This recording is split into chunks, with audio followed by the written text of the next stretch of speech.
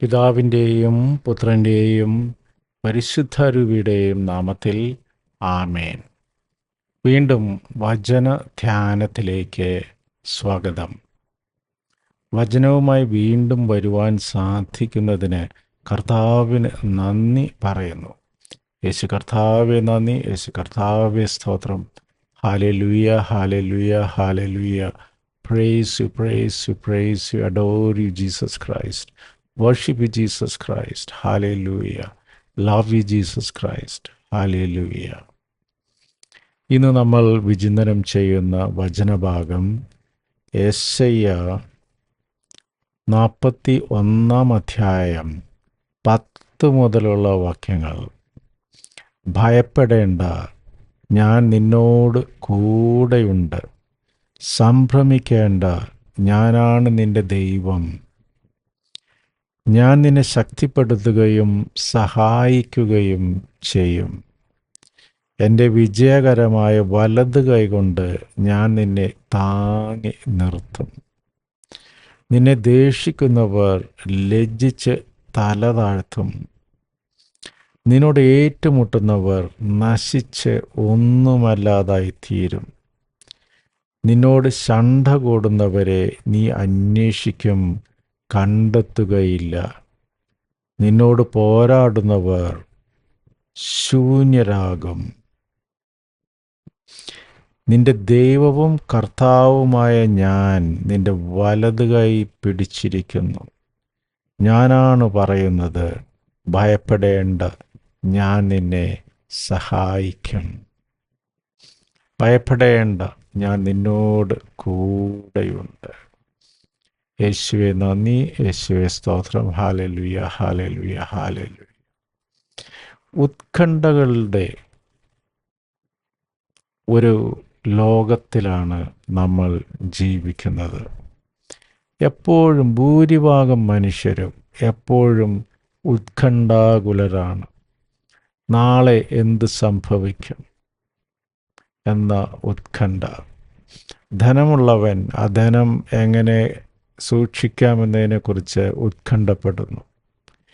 ദരിദ്രൻ നാളെ എന്തു ഭക്ഷിക്കും എന്നതിനെക്കുറിച്ച് ഉത്കണ്ഠപ്പെടുന്നു. ആരോഗ്യമുള്ളവൻ ആരോഗ്യം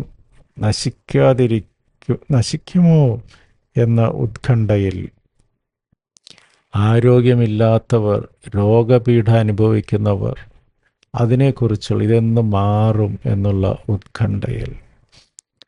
ജോലിയുള്ളവർ ഈ ജോലി നഷ്ടപ്പെടുമോ എന്ന ഉത്കണ്ഠ. എഐയും അതും ഇതുമെല്ലാം വരുന്നു, എൻ്റെ ജോലിക്ക് എന്ത് സംഭവിക്കും എന്നുള്ള ഉത്കണ്ഠ.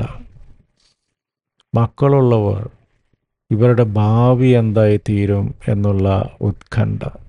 ഇങ്ങനെ അനേകം ഉത്കണ്ഠകളിലൂടെ കടന്നു പോകുന്നവനാണ് ഇന്നത്തെ മനുഷ്യരിൽ ഭൂരിഭാഗവും. അപ്പോൾ കർത്താവ് നമ്മളോട് പറയുന്നു, ഭയപ്പെടേണ്ട, ഞാൻ നിന്നോട് കൂടെയുണ്ട്. എത്ര ആശ്വാസകരമായ വചനമാണിത്.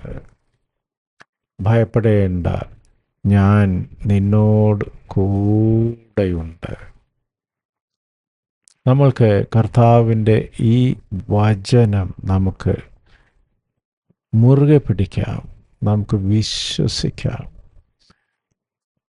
തീർച്ചയായും നമുക്ക് കർത്താവ് ഈശോ മിശിഹായുടെ സമാധാനവും ശാന്തിയും എത്ര പ്രക്ഷുബ്ധമായ അന്തരീക്ഷത്തിലും നമുക്ക് ലഭിക്കാം. ഇത്തരുണത്തിൽ കർത്താവിൻ്റെ ശിഷ്യന്മാർ കടലിലൂടെ വഞ്ചിയിൽ പോകുമ്പോൾ വലിയ തിരമാലകൾ വന്ന് ആ ബോട്ട് ആടി ഉലയുന്നു. അവർ അയ്യോ കർത്താവേ എന്ന് പറഞ്ഞ് കർത്താവിനെ വിളിക്കുമ്പോൾ കർത്താവ് കടലിലൂടെ നടന്നു വന്ന് ആ ബോട്ടിനെ സമീപിക്കുകയും കടലിനെയും കോളിനെയും ശാസിക്കുകയും പെട്ടെന്ന് അവിടെ ഒരു അന്തരീക്ഷം, കാറ്റും കോളുമൊക്കെ മാറിപ്പോയി വളരെ സമാധാനപൂർണമായിരിക്കുന്നു. അപ്പോൾ എപ്പോഴും ഉത്കണ്ഠയുള്ള സമയത്ത് ശിഷ്യന്മാർ കർത്താവിനെയാണ് വിളിച്ചത്, കർത്താവെ ഞങ്ങളെ രക്ഷിക്കാനും.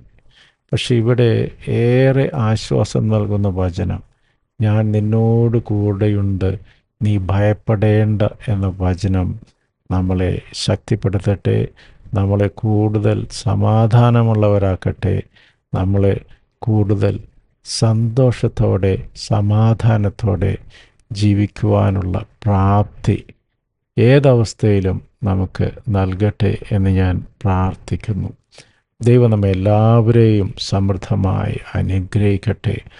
God bless all of us.